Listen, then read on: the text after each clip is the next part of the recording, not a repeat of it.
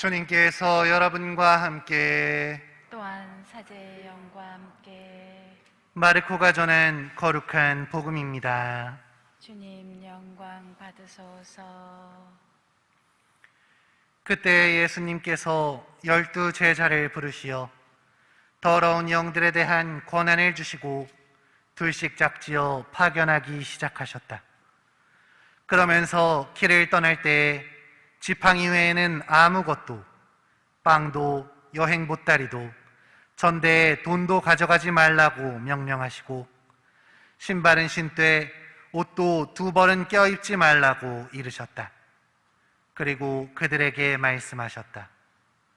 어디에서나 어떤 집에 들어가거든 그 고장을 떠날 때까지 그 집에 머물러라. 또한 어느 곳이든 너희를 받아들이지 않고 너희 말도 듣지 않으면 그곳을 떠날 때 그들에게 보이는 증거로 너희 발밑에 먼지를 털어버려라. 그리하여 제자들은 떠나가서 회개하라고 선포하였다. 그리고 많은 마귀를 쫓아내고 많은 병자에게 기름을 부어 병을 고쳐주었다. 주님의 말씀입니다. 그리스도님 참여합니다.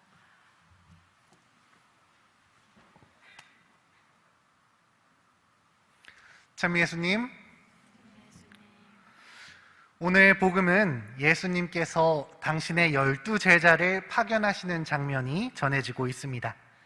예수님께서는 제자들을 둘씩 짝지어 보내시면서 지팡이 외에는 아무것도 가지고 가지 말라고 당부하시죠.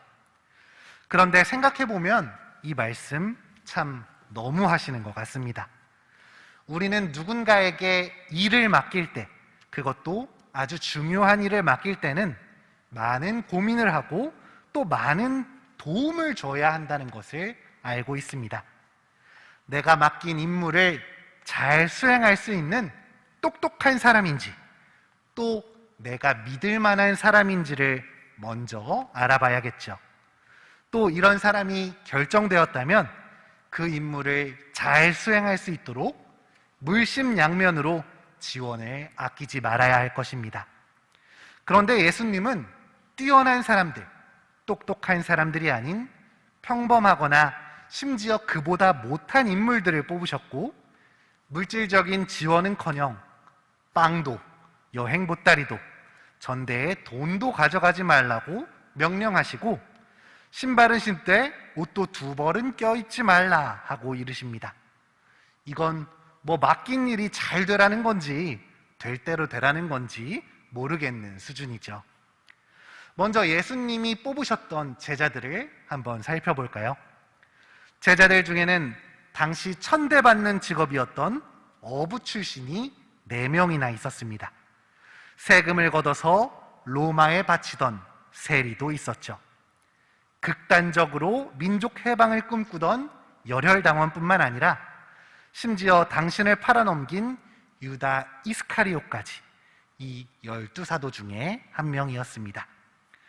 이 제자들의 대부분은 예수님께서 십자가의 길에 걸어가시는 그 순환의 순간 두려워서 숨어버리기까지 합니다.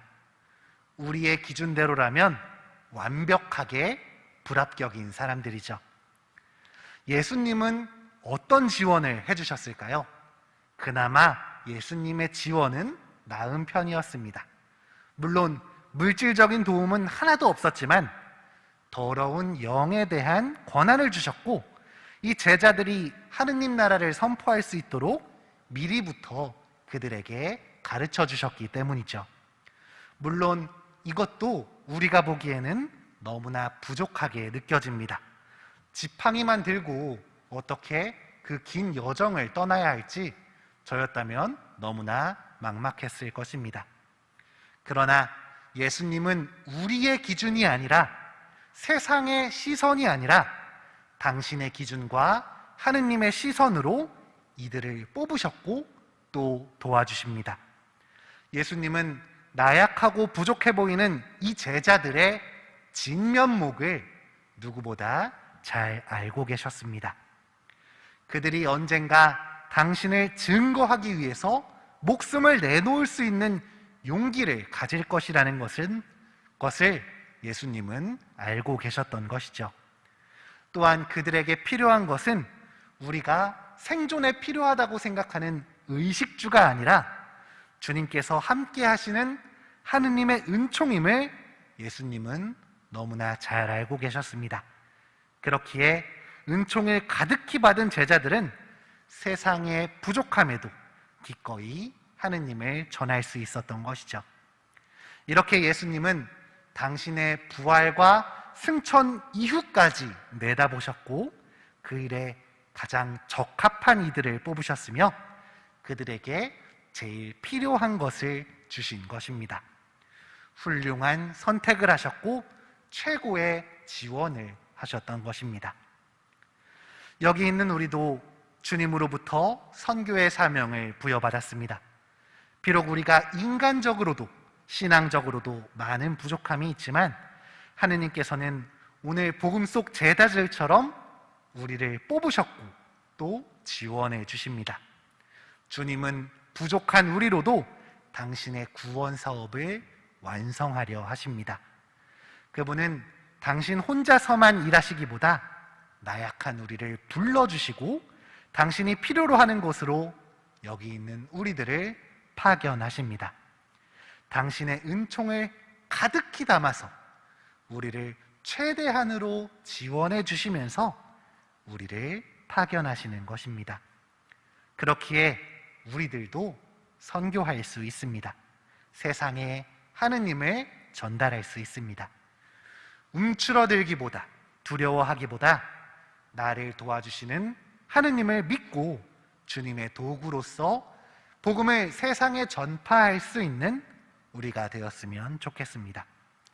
마지막으로 우리를 필요로 하시는 주님께 대한 기도를 나누어 보고자 합니다.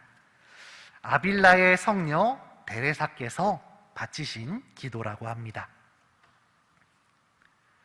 그리스도는 이제 몸이 없습니다. 당신의 몸 밖에는. 그리스도에게는 손이 없습니다. 당신의 손 밖에는. 그분에게는 발이 없습니다. 우리들의 발 밖에는. 그리스도께서는 우리의 눈을 통해서 연민 가득한 시선으로 세상을 바라보십니다. 그분은 우리의 발로 뛰어다니시며 선을 행하십니다. 그분은 지금 우리의 손으로 우리를 축복하고 계십니다. 아멘.